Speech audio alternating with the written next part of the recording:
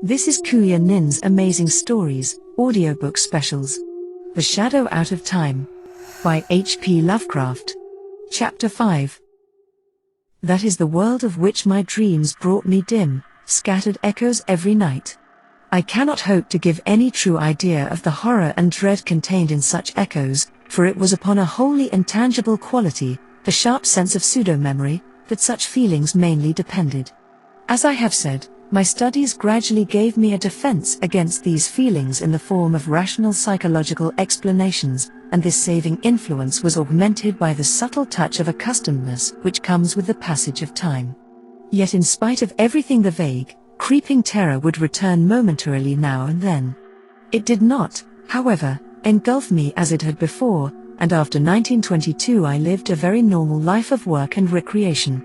In the course of years I began to feel that my experience, together with the kindred cases and the related folklore, ought to be definitely summarized and published for the benefit of serious students. Hence I prepared a series of articles briefly covering the whole ground and illustrated with crude sketches of some of the shapes, scenes, decorative motifs, and hieroglyphs remembered from the dreams. These appeared at various times during 1928 and 1929 in the Journal of the American Psychological Society, but did not attract much attention. Meanwhile I continued to record my dreams with the minutest care, even though the growing stack of reports attained troublesomely vast proportions. On July 10, 1934, there was forwarded to me by the Psychological Society the letter which opened the culminating and most horrible phase of the whole mad ordeal. It was postmarked Pilbara, Western Australia, and bore the signature of one whom I found, upon inquiry, to be a mining engineer of considerable prominence. Enclosed were some very curious snapshots. I will reproduce the text in its entirety, and no reader can fail to understand how tremendous an effect it and the photographs had upon me. I was, for a time, almost stunned and incredulous, for although I had often thought that some basis of fact must underlie certain phases of the legends which had colored my dreams, I was nonetheless unprepared for anything like a tangible survival from a lost world remote beyond all imagination. Most devastating of all were the photographs, for here, in cold, incontrovertible realism, there stood out against a background of sand certain worn-down, water-ridged, storm-weathered blocks of stone whose slightly convex tops and slightly concave bottoms told their own story. And when I studied them with a magnifying glass I could see all too plainly, amidst the batterings and pittings, the traces of those vast curvilinear designs and occasional hieroglyphs whose significance had become so hideous to me. But here is the letter, which speaks for itself. My dear Sir, a recent conversation with Dr. E.M. Boyle of Perth, and some papers with your articles which he has just sent me, make it advisable for me to tell you about certain things I have seen in the great sandy desert east of our gold field here. It would seem, in view of the peculiar legends about old cities with huge stonework and strange designs and hieroglyphs which you describe, that I have come upon something very important. The blackfellows have always been full of talk about great stones with marks on them, and seem to have a terrible fear of such things.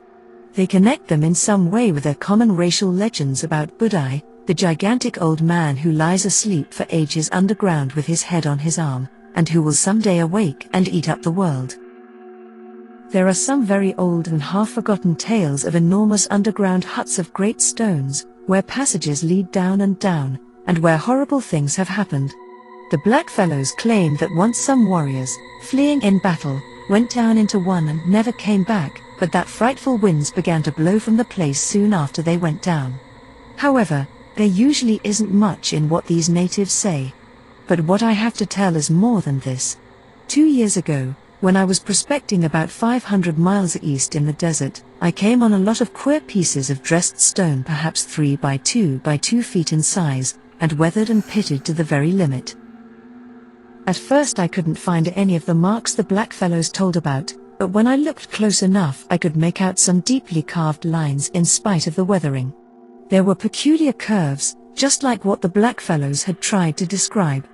I imagine there must have been 30 or 40 blocks, some nearly buried in the sand, and all within a circle perhaps 1/4 of a mile in diameter. When I saw some, I looked around closely for more, and made a careful reckoning of the place with my instruments. I also took pictures of 10 or 12 of the most typical blocks, and will enclose the prints for you to see. I turned my information and pictures over to the government at Perth, but they have done nothing about them. Then I met Dr. Boyle, who had read your articles in the Journal of the American Psychological Society, and, in time, happened to mention the stones. He was enormously interested, and became quite excited when I showed him my snapshots, saying that the stones and the markings were just like those of the masonry you had dreamed about and seen described in legends. He meant to write you, but was delayed. Meanwhile, he sent me most of the magazines with your articles, and I saw at once, from your drawings and descriptions, that my stones are certainly the kind you mean. You can appreciate this from the enclosed prints. Later on you will hear directly from Dr. Boyle. Now I can understand how important all this will be to you. Without question we are faced with the remains of an unknown civilization older than any dreamed of before, and forming a basis for your legends. As a mining engineer, I have some knowledge of geology, and can tell you that these blocks are so ancient they frighten me. They are mostly sandstone and granite, though one is almost certainly made of a queer sort of cement or concrete. They bear evidence of water action, as if this part of the world had been submerged and come up again after long ages, all since those blocks were made and used. It is a matter of hundreds of thousands of years, or heaven knows how much more. I don't like to think about it. In view of your previous diligent work in tracking down the legends and everything connected with them, I cannot doubt but that you will want to lead an expedition to the desert and make some archaeological excavations. Both Dr. Boyle and I are prepared to cooperate in such work if you, or organizations known to you, can furnish the funds. I can get together a dozen miners for the heavy digging. The black fellows would be of no use, for I found that they have an almost maniacal fear of this particular spot. Boyle and I are saying nothing to others, for you very obviously ought to have precedence in any discoveries or credit. The place can be reached from Pilbara in about 4 days by motor tractor, which we'd need for our apparatus. It is somewhat west and south of Warburton's Path of 1873, and 100 miles southeast of Joanna Spring. We could float things up the De Grey River instead of starting from Pilbara, but all that can be talked over later. Roughly the stones lie at a point about 22,314 inches south latitude, 125,039 inches east longitude. The climate is tropical, and the desert conditions are trying. I shall welcome further correspondence upon this subject, and am keenly eager to assist in any plan you may devise. After studying your articles I am deeply impressed with the profound significance of the whole matter. Dr. Boyle will write later. When rapid communication is needed, a cable to Perth can be relayed by wireless. Hoping profoundly for an early message, believe me, most faithfully yours, Robert B. F. Mackenzie. Of the immediate aftermath of this letter, much can be learned from the press.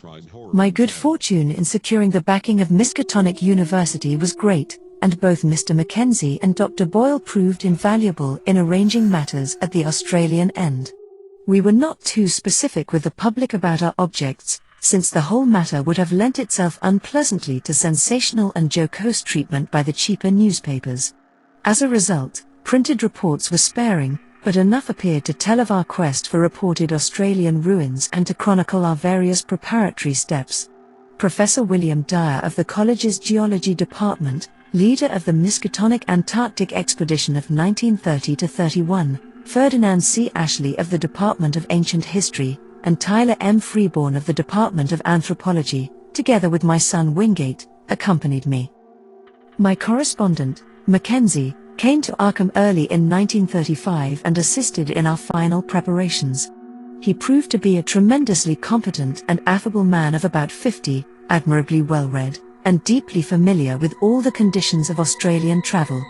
He had tractors waiting at Pilbara, and we chartered a tramp steamer sufficiently small to get up the river to that point. We were prepared to excavate in the most careful and scientific fashion, sifting every particle of sand, and disturbing nothing which might seem to be in or near its original situation. Sailing from Boston aboard the Wheezy Lexington on March 28, 1935, we had a leisurely trip across the Atlantic and Mediterranean, through the Suez Canal, down the Red Sea, and across the Indian Ocean to our goal. I need not tell how the sight of the low, sandy West Australian coast depressed me, and how I detested the crude mining town and dreary gold fields where the tractors were given their last loads. Dr. Boyle, who met us, proved to be elderly, pleasant, and intelligent, and his knowledge of psychology led him into many long discussions with my son and me. Discomfort and expectancy were oddly mingled in most of us when at length our party of 18 rattled forth over the arid leagues of sand and rock. On Friday, May 31st, we forded a branch of the De Grey and entered the realm of utter desolation. A certain positive terror grew on me as we advanced to this actual site of the elder world behind the legends, a terror, of course, abetted by the fact that my disturbing dreams and pseudo-memories still beset me with unabated force. It was on Monday, June 3rd, that we saw the first of the half-buried blocks. I cannot describe the emotions with which I actually touched, in objective reality, a fragment of cyclopean masonry in every respect like the blocks in the walls of my dream buildings.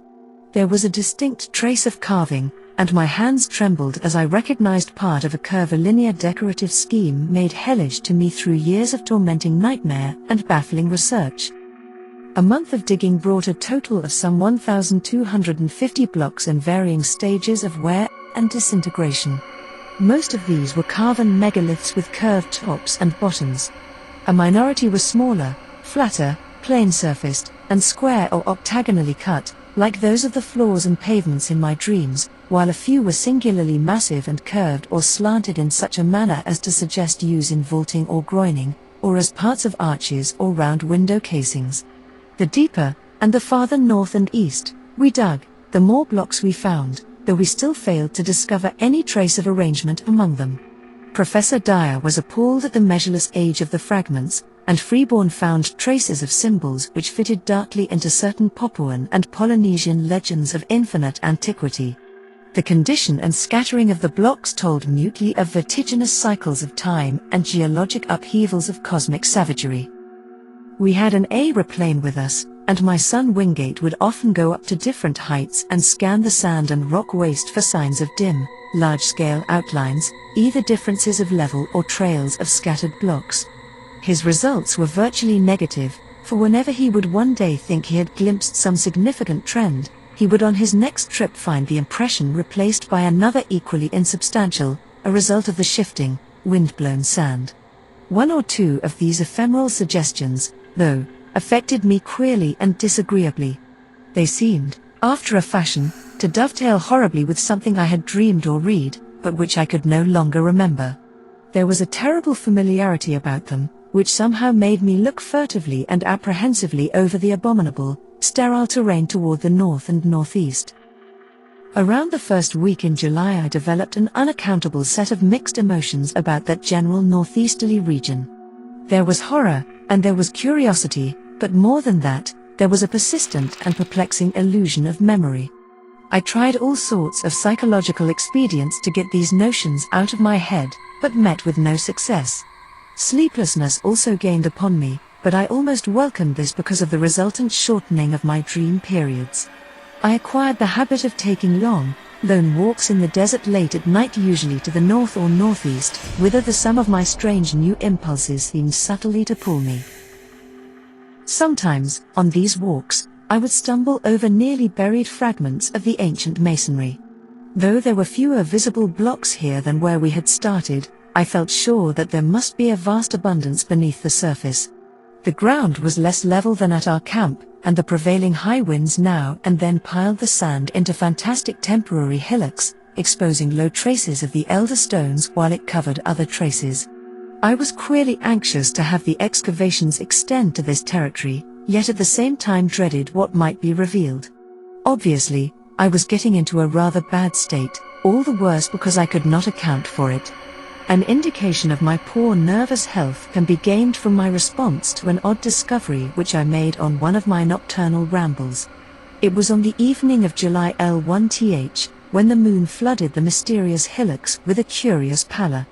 Wandering somewhat beyond my usual limits, I came upon a great stone which seemed to differ markedly from any we had yet encountered. It was almost wholly covered, but I stooped and cleared away the sand with my hands, later studying the object carefully and supplementing the moonlight with my electric torch. Unlike the other very large rocks, this one was perfectly square-cut, with no convex or concave surface. It seemed, too, to be of a dark basaltic substance, wholly dissimilar to the granite and sandstone and occasional concrete of the now familiar fragments. Suddenly I rose, turned, and ran for the camp at top speed. It was a wholly unconscious and irrational flight, and only when I was close to my tent did I fully realize why I had run. Then it came to me. The queer dark stone was something which I had dreamed and read about, and which was linked with the uttermost horrors of the eon-old legendary. It was one of the blocks of that basaltic elder masonry which the fabled great race held in such fear, the tall, windowless ruins left by those brooding, half-material, alien things that festered in Earth's nether abysses and against whose wind-like, invisible forces the trapdoors were sealed and the sleepless sentinels posted. I remained awake all night, but by dawn realized how silly I had been to let the shadow of a myth upset me. Instead of being frightened, I should have had a discoverer's enthusiasm. The next forenoon I told the others about my find, and Dyer, Freeborn, Oil, my son, and I set out to view the anomalous block. Failure, however, confronted us. I had formed no clear idea of the stone's location, and a late wind had wholly altered the hillocks of shifting sand. To be continued. Next chapter. Chapter 6.